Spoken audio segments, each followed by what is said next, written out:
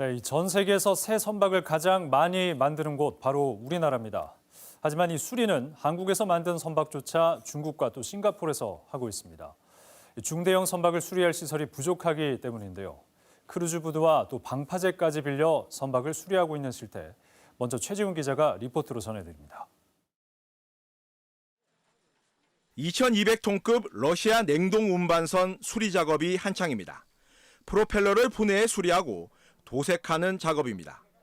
선박 한 척을 수리하면 적게는 수천만 원에서 많게는 수십억 원까지 매출을 올립니다.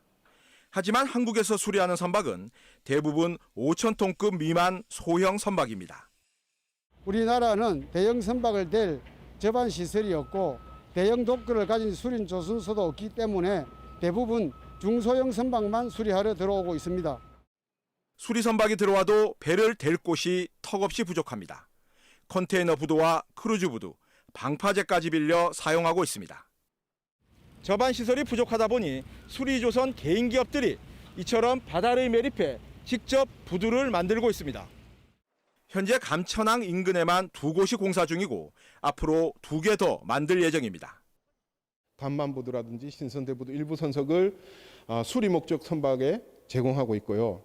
아울러 장기간 지금 크루즈 선박이 입항하지 못하고 있는데 그 크루즈 부두를 수리 목적, 긴급한 수리 목적의 선박들에게 제공함으로써 하지만 기존 영도 크루즈 부두는 코로나19 감염 선박 대기용으로 대체됐고 감천항 방파제는 4년 넘게 공사 중입니다.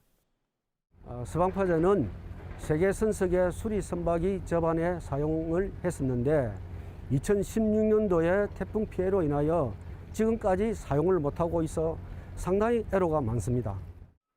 3만 톤급 이상 국내 대형 선박 98%가 수리를 위해 중국이나 싱가포르로 뱃머리를 돌리고 있습니다. 그 비용만 한 해 5, 6천억 원에 이릅니다. KBS 뉴스 최재원입니다. 대한민국이 배를 잘 만들긴 잘 만듭니다. 조선업 세계 1위 국가인데요. 그런데 중대형 선박은 배에 문제가 생기면 수리를 위해서 중국에 가서 해야 하는 게 국내 조선업의 또 다른 현실입니다. 좀 더 자세한 내용 취재 기자와 함께 짚어보겠습니다. 최재훈 기자 함께하겠습니다. 어서 오십시오. 네. 자, 선박 보증 수리 중국으로 가야 하는 그런 상황인데 네. 앞서 리포트에서 말씀을 해주셨듯이 한 해 수천억 원의 비용도 비용이지만 기술 유출 문제도 있다면서요. 네, 그렇습니다. 한국 조선업은 이제 최근 다시 수주 규모가 세계 1위로 올라섰습니다. 예. 특히 LNG선 같은 경우는 이제 기술력도 세계 1위거든요. 그런데 이제 보증 수리 같은 경우, 그러니까는 자동차도 이제 보증 수리 기간이 있지 않습니까? 그렇죠. 선박도 예. 마찬가지인데요.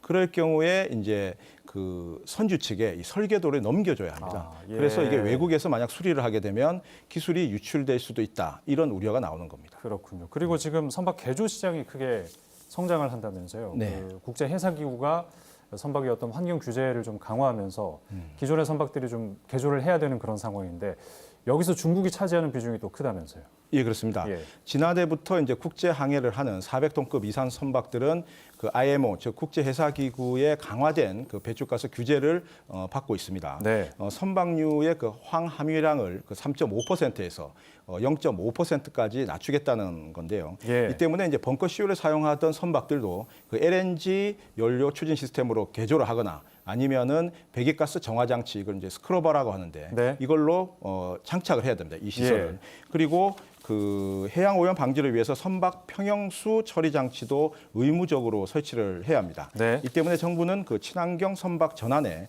대출 보증을 서주고 또 기술 개발에 예산 9,600억 원을 투입하는 지원 계획도 세웠습니다.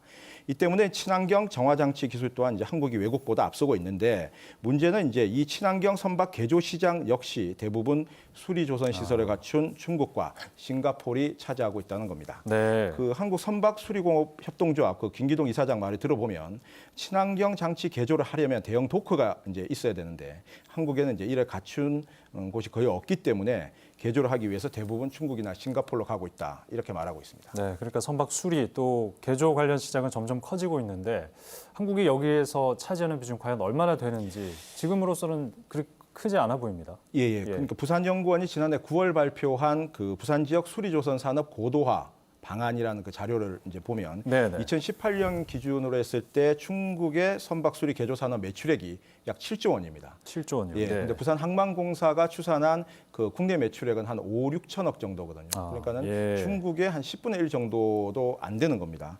업계에서 추산한 그 세계 수리 선박 개조 수리 개조 선박 그 매출액 규모가 네네. 한 15조 원 정도 예상을 하거든요. 예. 그러니까 한국의 규모는 상당히 미미하다 이렇게 볼 수 있습니다. 그렇군요. 예.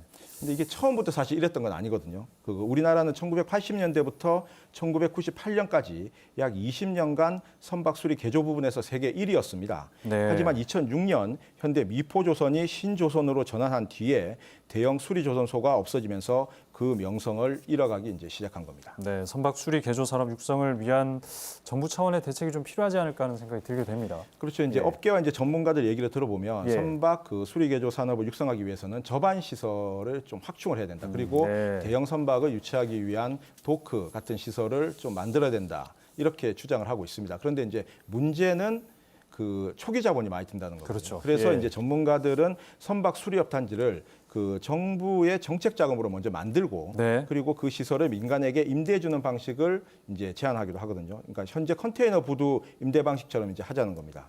그리고 예. 그 해양수산부는 이제 부산 신항 입구에 그 수리 조선 단지를 조성하는 안을 그 부산항 기본 계획에 이제 반영해 놓고는 있는데 그 이제 비용 대비 효용 측면에서 많이 떨어진다고 하면서 5년째 지금 검토만 하고 있는 상황입니다. 계속 검토 중인 상황인 거군요. 네. 워낙 대형 인프라에 또 많은 비용이 들어가는 사업이다 보니까 해법을 찾기가 참 쉽지 않아 보입니다. 오늘 여기까지 듣겠습니다. 고맙습니다. 네.